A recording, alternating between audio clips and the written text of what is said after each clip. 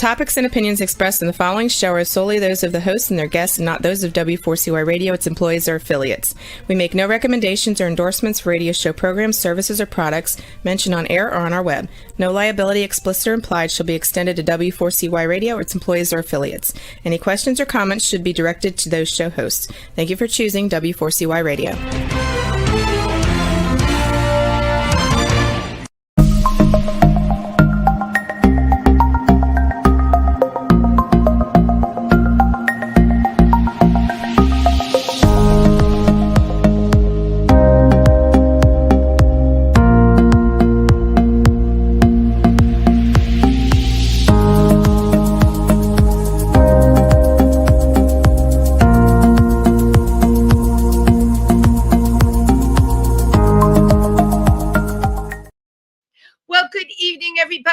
Welcome to Triversity Talk. I'm your host, Wendy Stewart, and it sure is a sizzling day out here today. My goodness, if you're in the tri-state area and you're listening to this broadcast, you know that we're getting hit by a heat wave. And I have to share with you what happened to me.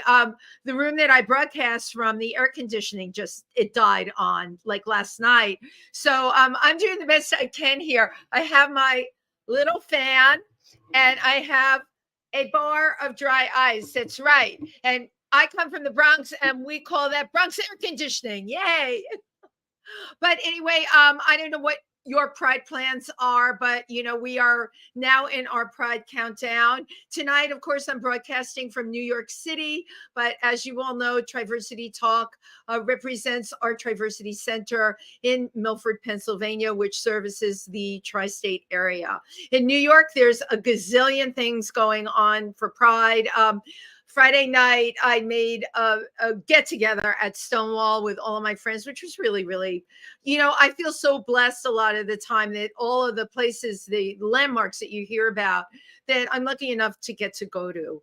So speaking of lucky enough, a very dear friend of mine who's been on the show, Jed Ryan, reached out to me and said, he said, I heard this talk from these two authors and you really have to have them on your show. And long story short, okay, the author of the book, My Sister, by Selena, Leyva, and Marizol, Leyva, I have it right here. How One Sibling's Transition Changed Us Both. The book actually just arrived yesterday, even though I ordered it like a week and a half ago, and I haven't been able to put it down. So I am absolutely thrilled tonight to welcome my guest, who is Afro-Latina transgender author, a model, a cook, a creative, a music artist, and most of all, and most importantly, an activist from the Bronx. Please welcome Marizol, Leyva. Hi. Thank you so much for being here. And here's your book. Thank you for having me. What a beautiful sight. This is so great. So great. Your book looks good on camera. Some books, if they have a shiny cover, you can't even see the title or anything. So I'm holding this up. Yes. And I want people to order it. Okay. They can find your book on Amazon. And is your book in the Drama Bookshop as well? It's in all platforms, all bookstores. You can find it even in Target. It's in Target, yay! We are Target shoppers on this show, and we you know what? We love Target. Target has good sales and bargains. So thank you so much for taking the time out of your busy schedule and everything that you do for coming on the show. So I just started, as you know, I was talking before the show with you. I'm only up to page 53 because I couldn't put it down. And we started with your childhood. So I missed everything that brought you into the gorgeous person before me right now. And I'm so thrilled to have you. So you grew up in the Bronx. I sure did. I grew up in the Bronx in the northern section called Norwood. On Bainbridge. Bainbridge Avenue. Bainbridge Avenue, baby. Yeah. Shout out to Bainbridge. Shout out. And, I grew up in a neighborhood that it was predominantly, it was very diverse. Yeah. You had a little bit of everything. it was considered like the nice section of the Bronx. And it was just nice to grow up in a community where it was just diverse and a little bit of everything. I have friends to this day that I grew up with in the neighborhood. That are still your friends. Wow, good for you. Yeah, yeah. Wow, that's great. They're still your friends and they have your back. Yes, So, you know, in the house that you were raised in that neighborhood, you had a big you come from a big family. I do. It's we have a big family. I can remember like growing up, there was always family over during, like from Thursday to the end of the weekend. Because our home was like where all the hostings would happen, all the parties would happen there. And you know, I'm a Latina, so our background is all about dancing and the food and the drinking. So there was a lot of that going on. So we did have a big family, and then once you got older, like you start getting tired of the parties and And the relatives and the whole thing. right. Then everything is left onto you. But now it's just like my siblings, my mother, you know, like immediate families, because you know sometimes people just scatter and they move around, and we don't have the same relations that we used to have. Well, yeah, But the whole growing up that you had in your book, by the way, I really loved reading about it, that closeness, the relatives coming over. And then your mom also took care of neighborhood kids, right? She did like a yes, care. Right. yes, she did. She was a foster mother. She made a promise, because when we grew up very religious, the Catholic Church, and my dad as well. And they made a promise to God. They said, because my little brother, my big brother, he was battling cancer at a very young age. Right. He was very, very small, tiny, like could fit in my mom's palm of her hand. They didn't think he was going to make it. Like in that part of the book, he was in the hospital a very long time. Yes. And it's a miracle. It really is Yeah, a miracle. this is a miracle, and they made a promise to God that if they help him get through this and make him survive, that they would take care of children if they would Wow. grant this wish for them. And here we are today. Him and his wife complete 20 years of marriage. So Wow. Isn't you that know it's something? very possible. You just have to believe. You just have to believe. But you can't seem like you came from such a supportive background. Yes. I'm Now, very lucky to have a family that comes with love and acceptance. Of right, course, it didn't happen one day to the next, right? Because I want people to understand that like it's a journey. It's also a transition for our family members, our siblings, and it definitely takes time. And it's when you look back at it, it was I wouldn't trade it anyway because we've been able to learn from each other, right, right. and you know that is priceless. Well, I know like in the book you mentioned you loved doing your sister's hair and she loved having you do her hair, but you had to hide that from your father, right? Yeah. So Latino men, that whole machismo thing, what was that like for you? Um, it was almost like living a double life because it was like when the men were around, it was almost like, okay, it's time to bring it down. You know You what I had to mean? be Like right. get back into character. Like that's not what you're supposed to be doing. But when they were not around, I was allowed to do those things. You know, like my mother and my sister shield me with allowing me to do those things because they saw the joy that it brought me. Right. Well, it seems like you know, you come from a Catholic family, but that they were very accepting. Not that Catholic people are not accepting, but you know, things like transition, gay, any of it in a strict Catholic family is always a challenge for the person that's growing up in that family. It's interesting on this show. I've had so many people from Catholic backgrounds, and Mhm. you're very lucky because you know you're still with your family. You know, I don't have to tell you. There's a lot of people, Yes. especially in the transgender community. My God, that my friend Simone, who listens to the show all the time, and who's an amazing, Simone Krause is an incredible speaker on a transgender journey and transgender issues. And she talks a lot about chosen family. I think you Mhm. were very lucky, Marizol, that, you know, you had this family behind you. Yes, absolutely. I mean, you know, So when you get into the book, you're gonna get deeper into the book, because at one point I had to find chosen family as well. But the good thing about it is, like, the grateful part about it is that I still had them, right? Like, I still had my family there to support me, even with the decisions that I've made in the past. We were still able to rekindle, and build a relationship again. So I got to experience both sides of, like, what that looks like for someone who may be under the LGBT umbrella, because there's some that don't have support, and then there's some that get disowned because of religious beliefs, and because their parents don't condone any of that stuff. And so, being that I left at the age of 17, going into 18, I had to, like, build a chosen family of support, right?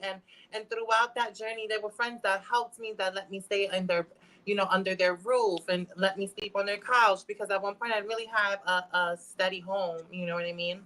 So you did have some chosen family then along the way. Yes, yes. And through those experiences, I learned what it felt like, what it feels like, what it looked like when someone isn't that supportive of you. Or because a lot of these people that I had the opportunity to get to know didn't have support from their family members, and they would share their stories with me.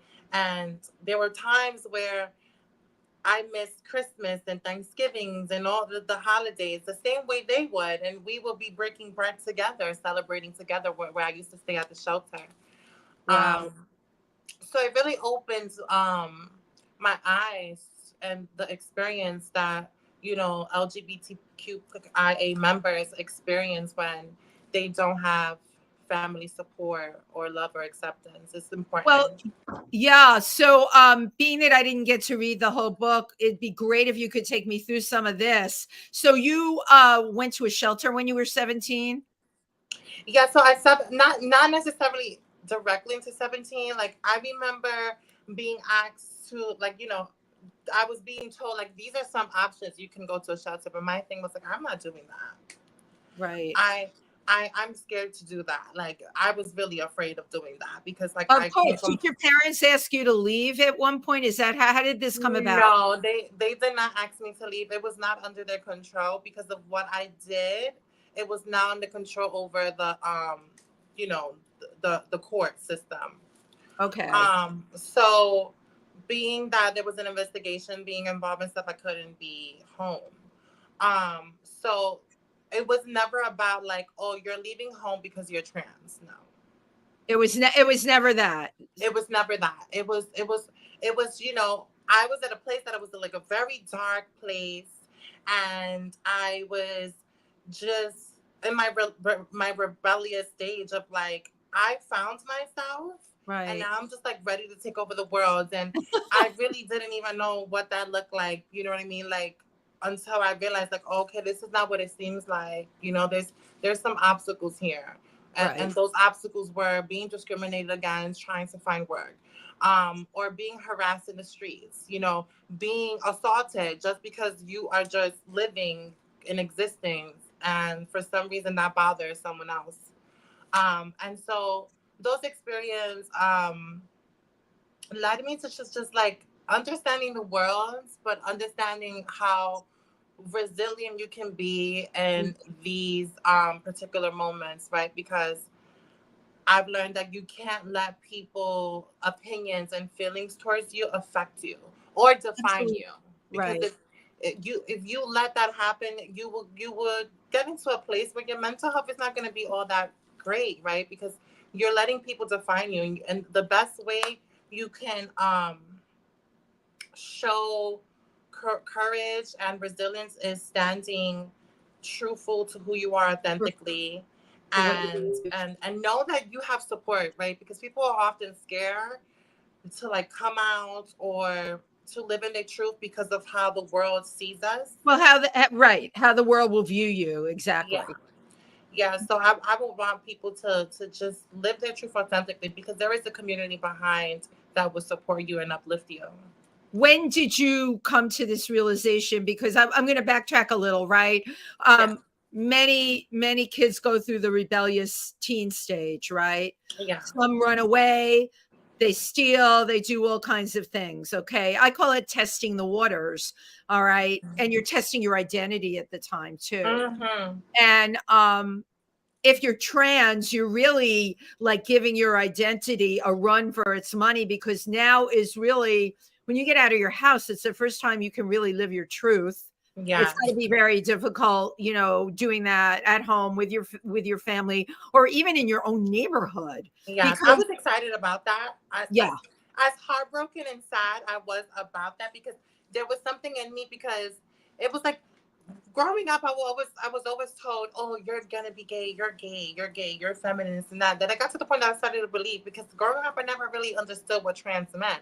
I just saw what the representation they gave us on like the Maury's and the well, you know, Jerry's. the gay category is the first category. It's the easiest category for a lot of people to, you know, to deal with. Okay, you have these mannerisms, you act this way, you're gay.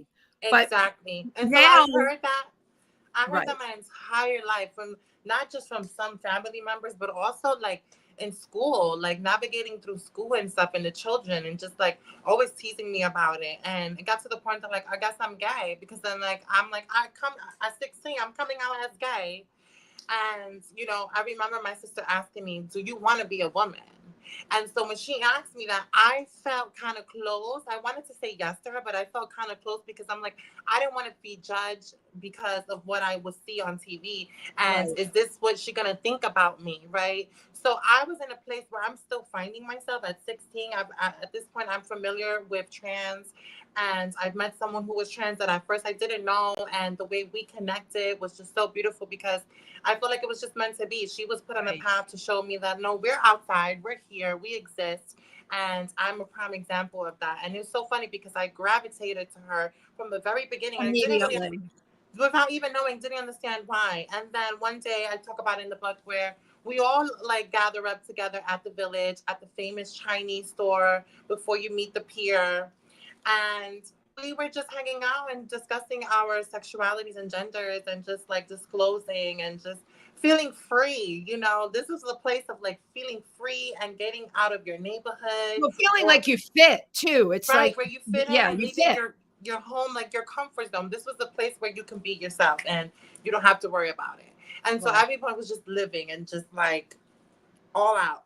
And she then mentioned, you know, everyone's going around just like mentioning who they are and stuff like that. And then it goes to her, and then everybody, like, the response was like, surprise, like, oh my God, like, what? I can't believe it. And, you know, and I'm just, what's going on? Like, I don't understand what, like, what's happening. She's what? She's transgender? Like, what does that mean? Like, you know, like, so then she broke it Well, down, and that's I'm like, interesting that that was such a biggie of a thing, right? Because I basically grew up in New York. I know where you're talking about by the pier and everything. yeah, There's a ton of transgender people down there. I yes. mean, you know, so it's interesting. Maybe it was because y'all were so young at Oh, we 16. were so young, and a lot of us, this was our first time in the village. This was Right. this was like my first time, Your you first know, time. Yeah. and so many of the other kids too, because we were all the same age as well, and we're all trying to figure out. Who you are. A lot of them didn't have support from family; they were just owned. Some of them were like living with other people. Um, yeah, it's crazy that I like now just thinking back on it. Like, we're probably like 20 years in from that, and it's just like how times have changed. Yeah, that's what I'm like while we're talking. Like, did you see the movie The Stroll? Do you know what The Stroll is? Yes, oh my God, such So a my beautiful friends were film. Egypt, Labeja, and a bunch of other my friends that are still alive, right? Yes, Were in that film. And even from when they talk about the early days, right, down at the pier, which is even way before you, right, the yeah, 70s and 80s, it was like a whole other thing. And, you know, when Egypt talks about those times, and I just know Egypt, we've done shows together, and I can't believe things were like that, what yeah, she describes in those days, you know, because mhm, it's so different now. It's yeah, really so different now. Well, I shouldn't say that. It's so different, but yet it's just as treacherous. There's a mhm, huge number of transgender women that are murdered every year. You Yes. know, right. And that's why we have Transgender Day of Remembrance. Wouldn't it be great if we could move past that? We call it Transgender Day of Honor, maybe. The reason we have to have this Remembrance Day is this is what's happened, and this is what's still happening. And it's really scary to me with the kind of bills, that the amount of anti-trans in the last couple of years. Oh my God. Yeah, it's very wicked what's happening. I can never grasp to understand how, you know, this country will want to take our basic human rights. Like, Just what? Excuse me, why bother? Why would you objectify, go after people, do things that are so cruel, like the states that are banning hormones? Really? That's like taking insulin yeah, they away just from passed a law. diabetic.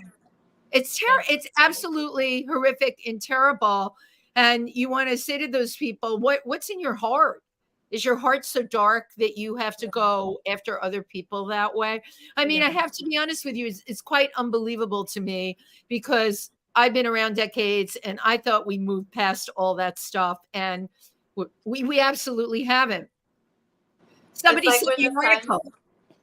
Someone Yeah. sent me an article today about, I'm sure you're familiar what's happened with transgender athletes, right? Yeah. A high Yeah. school kid who was on a basketball team who got outed in Florida. Her mother actually worked in the school too. I think she's a teacher in the school. And then now the mother's job is being threatened, right? And the mother had to take the kid out of the school and homeschool her. Wow. That is so wrong. And this was a child that was going to the school where most people had no idea. Okay, that's her business, really. And now she's got to be homeschooled, and the mother may lose her job. And not to mention, all those things aside, the absolute mental stress that the child and the family has been. Yeah. Why? What Unbelievable. is the point? Yeah. It's You know, almost like they don't want us to live our lives. Like, it's like, oh, we're not allowed to go to school authentically like ourselves, and it's just like you're stripping this child away from her education because of who she identifies. That's really messed up. I think that a lot of the times when it comes to these political views, and I try not to get into the political stuff too much, but I feel like it has come to a point where, like, they're using us as a scapegoat to pretty much just like demise like what they're doing and what's going on in their side, because a lot of the things they're be doing, it's never really addressed, right? And when we talk about the children, and without me getting really deeply into it, they never really address those things. And you can bring up the church and all those things, and then they try to use us as like we're these type of human beings who are out here hurting people, and that's not happening. They're right. using us to just like kind of like point the finger when we're just happy. We're happy people just living like. Exactly. It's like, to me, it's like a crazy point. Okay. It's like taking all the people that have red hair in the United States of America and pointing a finger at them and say, oh no, that's wrong. They're all redheads. And objectifying them because of it. Right. It's just, it really is completely wrong. So, I mean, as an activist, what do you think can be done to turn this around? You personally? I think one of the things that we can do to turn this around is that people need to start becoming more active with their voices. If you have trans friends, siblings, colleagues, community members, whatever that looks like, please show up for us. Speak up. Thank you. Because like the voice does not only come from inside the house, it comes from outside of the house as well. Because when you really look at culture wise, like Right. LGBT has contributed to the culture itself when it comes to fashion, music, entertainment. Oh my God, it's everything. It's everywhere. And so all we ask is that you give us the decency of respect and human rights, and that when you know something is wrong and what's right is wrong, stand on it. Yeah. Right? Stand on it. We're living in times where we can voice our opinions, we can speak up, and it's okay to do that. I think that sometimes people are scared to speak up. Because of what, People are sheepish, sheepies, yes, and they are afraid to speak up because they're afraid about how they're going to be judged by other people. absolutely, You know, absolutely. And but I think the more we share stories, the more like this is why I'm so happy to see like members and allies like shows like yourself, Triversity Talk, and other podcasts and other movements that are really just sharing stories because it's important so people can really understand that this is not what you think it is, but here are the stories for you to really understand the intersectionalities of our experiences. oh, oh, believe me, I am completely about sharing that out there. And in terms of the transgender community, any chance I get it, and if someone, of course, is an activist or has some kind of platform they're trying to promote, I'm right there because it's going to be your words, right? Our words that get out there and change minds. Mhm. So you decided. I want to know: did you or your sister decide to write the book, or was it a collaboration? Like, what happened? What was the catalyst to So make this book it's happen? so funny because I literally like I'm on, like as I'm living life as a young teenager and all these experiences, I'm like, oh my god, my life is like a book.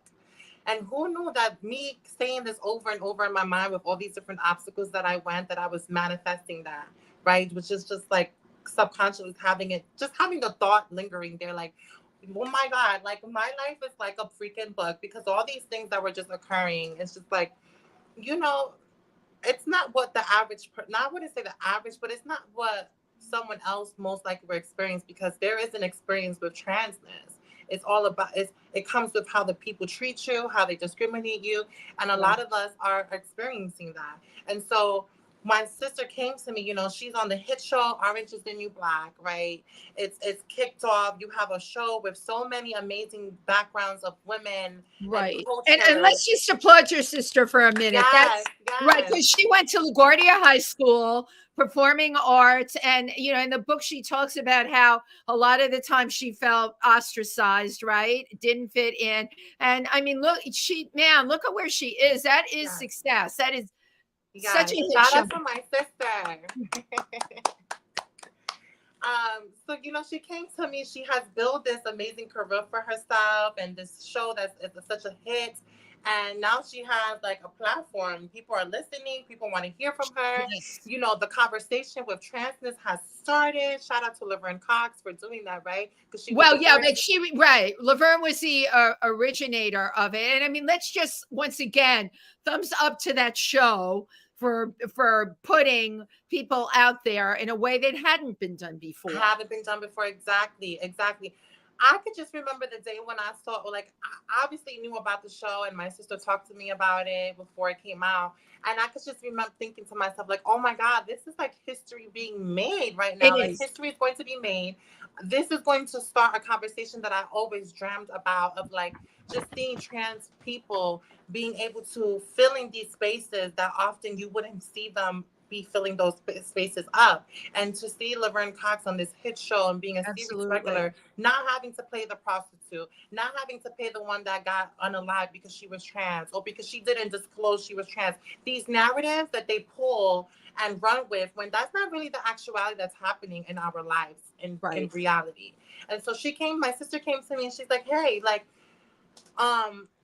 so she was inspired by an article that was run on Vanity Fair for, Vanity Fair article. Okay. yes, that it was done for Caitlyn Jenner. Okay. And so the way the article was being discussed about her was like it was almost like glamorizing the trans experience. Oh my God. That Okay. First of all, thank you for bringing that up. Okay, because in Vanity Fair around the same time and in billboards, they were doing advertising. I think it was Gap did a whole campaign, right? yeah. And they made everyone, all these trans couples, oh, they're gorgeous. Look at them. Isn't that exotic? Isn't that great? And I thought this is such BS. Okay, that's Mhm. awful. That really is just taking and using a person and once again pointing the finger for their Mhm. own selfish reasons. Yes, yes, absolutely. And one of those things is I'm so sorry, I got a brain brush. Brain I fart. love you. You're so fun. Just enjoy it. No, we were talking about how Vanity Fair was glamorized. Right. It's It's like okay. I'm a good listener. so many things just came out to me at once because it's like so many intersectionalities in that conversation itself when it comes to the glamorization of trans people. You're the And first so- person, by the way, that ever brought this up on the show, and it's really been a pet peeve of mine. Every time I open up like Barbara's Bazaar, and they write like trans model. Why can we not just put model? Why Right. are we like? Why are we doing that? Why do we have to have that label there? It's called capitalism. Yeah, you're right. Right. No, you're exactly right. The reason they all Yeah. started doing it is to sell magazines. Yeah, so yeah, that's right, Clippy. Oh, look how cool we are. We have trans models in our magazines. Oh, we have trans models on our runways. Right. I I get it. I get that's part of the business, but there's also a way how to do it too, especially when it comes to our experience, right? Because often it's our experience are being told by cisgender people. Right. You know what I It mean? is. That's exactly right. Or these articles are being written by cisgender people that don't even have an ounce of what it's like to be a trans person, or what those experiences are, or what it feels like, or the right questions to even ask. Because sometimes they will just ask questions that are inappropriate. You know? Oh, I have found when I've been in groups, and even when people ask me, because I'm like a translator sometimes, the stuff they ask about what's going on, I'll be frank, between someone's legs. Why on earth would you like? What has that got to do with anything at all on the face of the earth? You're right, completely inappropriate. But if we don't get out there and start working with people's language, right, by educating them, and you have to do it in a kind way. Yes, by the way, Marizol, you have to. Yes, I've learned that because we're from the Bronx, so you know how we give it up. No, I know, but I've learned. Like, I was getting into an argument with this guy one night at a party. He was Israeli, and he's like, but I don't understand. He kept saying, I don't understand. And I remember looking at him, and I said to him, well, maybe you need to read more. And then I walked away, and I thought, you know what, Wendy, you're a real a-hole, because I have had to learn. All right, because I surround myself with people that are similar to me. Yeah, but that's not what the world is. And you're a speaker, Marizol, so you need to be able to go out there and find the right language when you come across all the a-holes that ask the bad questions. And leave them with something. Language matters, and I've learned like with this advocacy work and like educating others and just teaching people about my experience as a trans woman and just sharing my experience. With that comes learning, right? But at the same time, like I before I would be more combative, and like I would get triggered, and I realized that like the reality is that some of these people just really don't know. You know, they really no, the reality, they don't. I mean, a lot of them just don't know. So yeah, and so I had to like, kind of refrain from like, okay, they just don't know. Let's bring it down, and let's move with a little bit more grace. Right, kind of take the Bronx out of me, because usually I'm like all in your face about it. Like, you know what I mean? My tone of voice would change. Yeah, no, I hear you. But if you want to to anyone out there that's listening, like if you want to communicate with someone and have understanding to you, do it in a way where you're moving with grace and love and understanding. Thank you. Because sometimes if we do move with a tone that can be perceived as like offensive or aggressive, people are going to take that as a defense mechanism, as to like now they feel defense to what you're saying to them, and they're not going to receive the information. People receive the information because you shut them down. You shut right. That's what I did with that guy that night. I just completely shut him down, and that's not what that wasn't an accomplishment. Okay, it's not what I'm trying to do. But you know what? You live and you learn. Mm-hmm. Yeah. I think a lot of our conversation has been about being an adult and being trans, right? So the huge growing population of small children, of which you were once a small child, that are actually trans, okay, and whose parents are supporting those kids. So I've gotten into this with people. They're like, well, I don't think that's right or whatever. And I'm like, I've been around some of those children, and and you were one of those children. You completely identified with quote unquote the female things, right? Mm-hmm. The clothes, the dolls, all of it. If your kid is doing that, you get behind your kid. And now I have to say, I've met a lot of parents that really are, and I think that's a really good thing. But Absolutely. it with, again, I'm talking small children. I'm talking like, like when you were 3 or 4, and Mm-hmm. you had a sister with Barbies in a blue and white bag. I remember that in I'm like, oh, a blue and white Barbie bag. Yes. Yes, the old school blue and red bag. Remember with the stripes? Yeah. Yeah, absolutely. And all those Barbies were in there, and you couldn't wait to play with them. The problem is, in society, people will turn around and say, well, you can't call it in a 3 or a 4-year-old or a 5-year-old. But I have to tell you, I beg to differ with them. I It's, agree. for the most part, not a phase. And It's not. it's not a phase. And the sooner, like in school, that we can start expanding the way we think and teach in the classroom, and are supportive, the better it will be for children to I have that agree. positive experience. And then of course, you get into the whole thing with, and again, I don't know what you were like at 13, but there's a whole hormone blocker thing.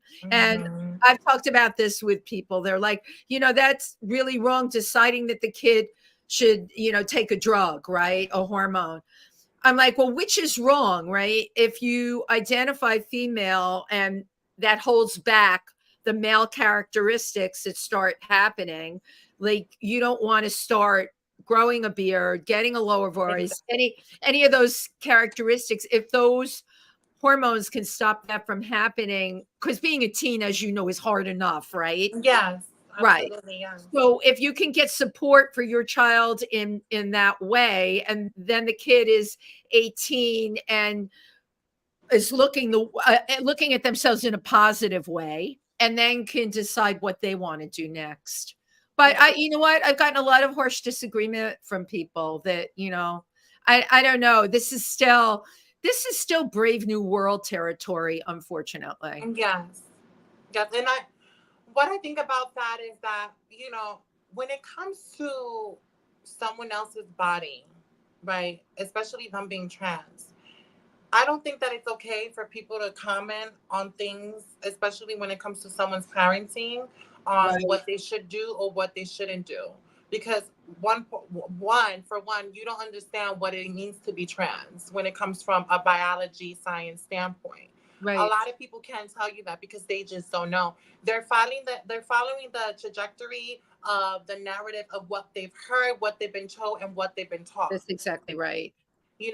So I would want people to actually sit back, you know, calm themselves, and maybe like do some research, ask people around, get more familiar with the community, and try to be more understanding and warm up to the idea of something that you have been, so because I believe people are confused about it, but then Yeah. you can't be confused about something and then speak so cold-heartedly about something that you know nothing about, and then you're saying that that's what it is.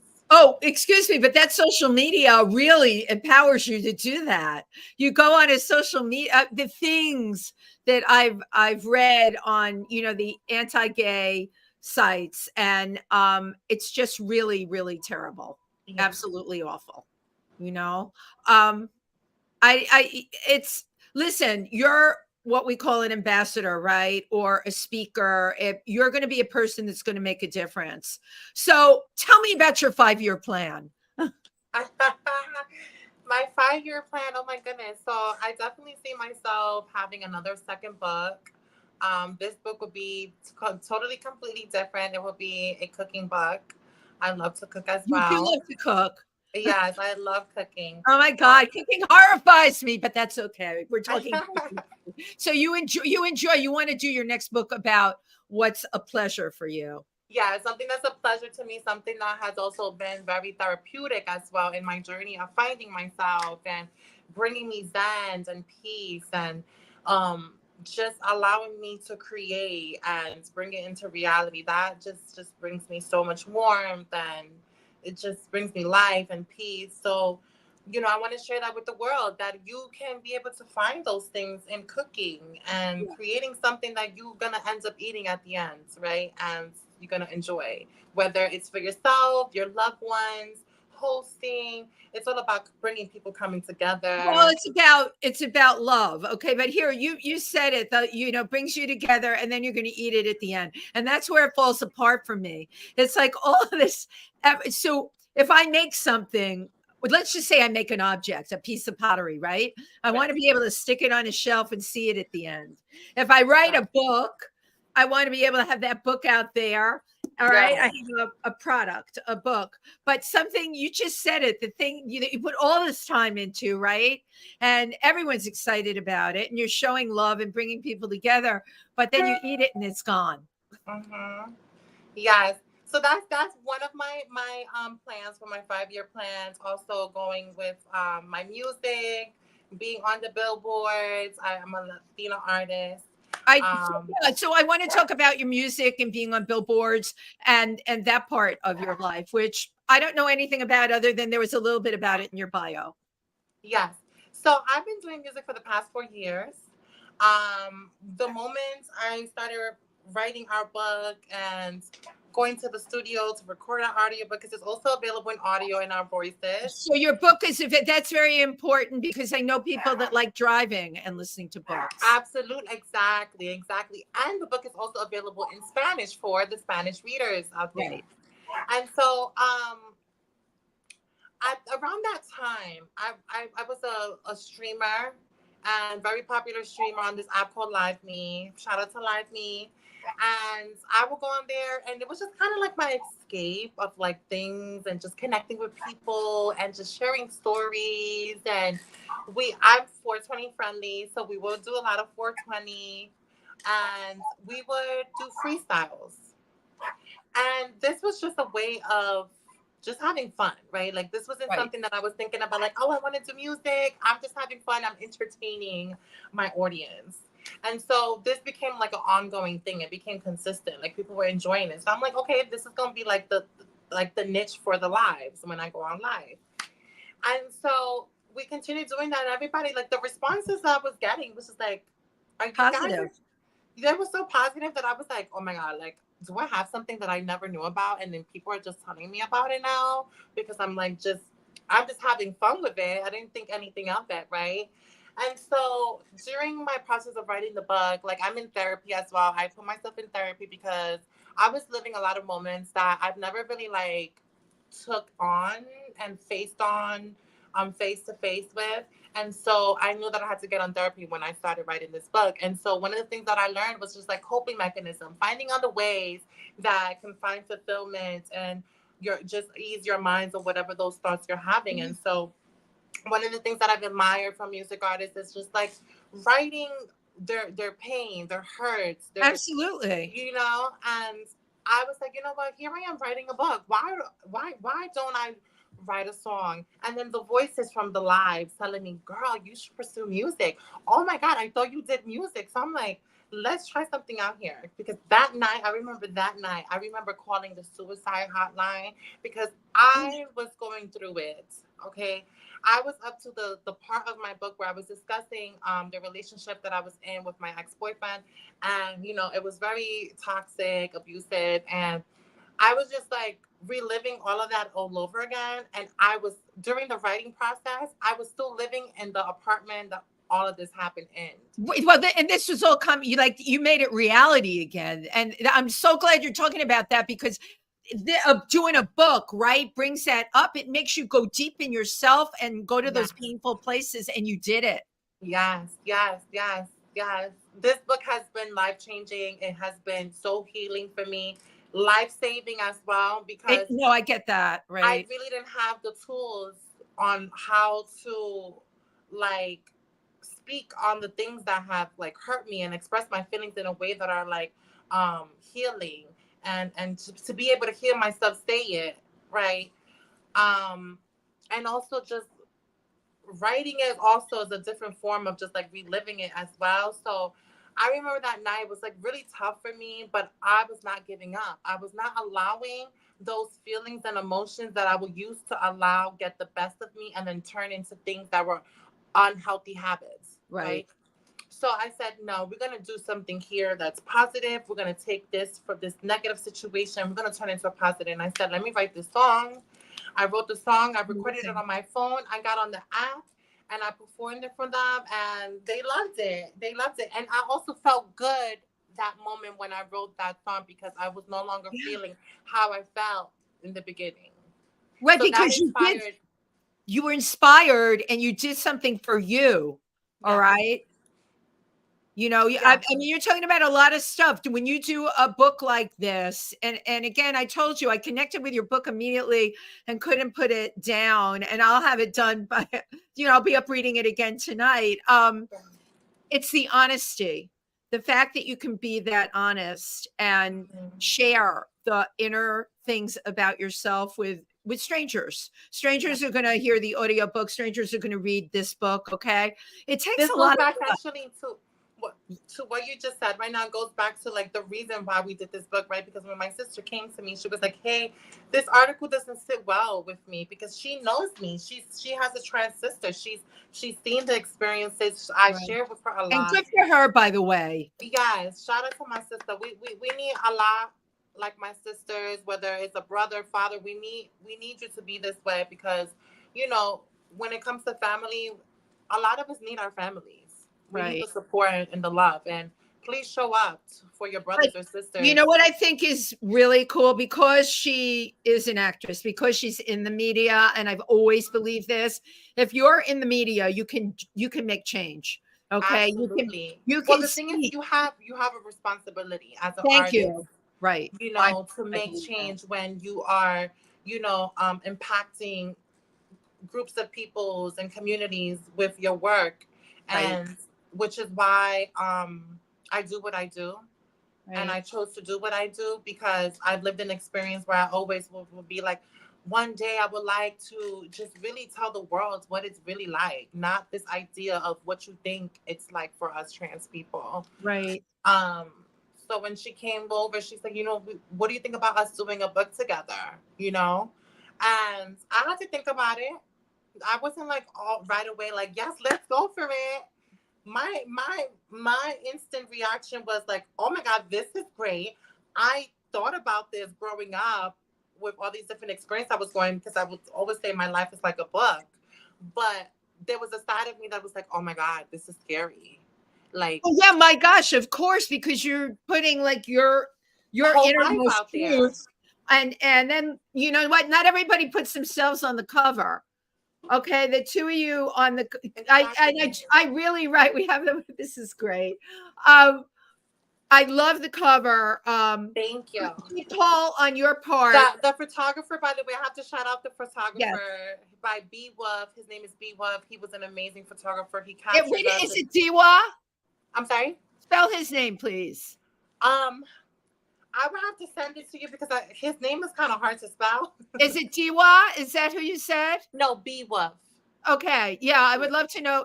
But this is not only a beautiful picture, but the cover with the colors that you chose on this, that it's going to make somebody grab it. There's a ton of books out there, and a lot of them have super pretty covers. But when I didn't really look at the cover when I ordered it from Amazon, and then when it got here, I'm like, oh, this would be a book if it were sitting somewhere. I would grab it. And it's so honest that both of you putting your pictures on there. It's Thank you so much. We were inspired by the Barack Obama memoir. Yes. With her cover. So we kind of wanted to go for like a vibe like that, where it was just like poised and elegant and classy. And beautiful. And oh my God, we have 1 minute left. I didn't know where the time went. Oh my God, we can continue talking. We could continue. Yeah, I could talk to you forever. So people can find your book everywhere. And what else do you want to tell people? Being that it's Pride Month, happy Pride Month to everyone. For those who are still figuring themselves out, I want you to know that you have a community behind you who stands with you, who loves you, and who will uplift you. To those who are confused about understanding who we are, I give you grace to just be understanding and be more loving, and let's move more with being more empathetic with one another and Thank you. respectful with one another. And yeah, love wins. And in the end, love wins. I always take a picture. Hold the book up. Just don't cover your face with it, okay? I always take a picture at the end. Beautiful. Yeah, you're perfect. You are a cover girl. Look at you, got it. You hold it up a little That's part higher. of my 5-year Hold it up dream. one more time. I just want to get it. Yeah. Thank you. Thank you so much, Marizol. Thank you. And thank you so for much, writing this Wendy. book. Happy Pride to you. And you know, have an shout out amazing to year Chad. ahead. Shout out to your friend Chad. Also, Chad, love you so much. Jed Ryan, we love you. Yes. Thank you, everybody. Good night. Good night. Bye.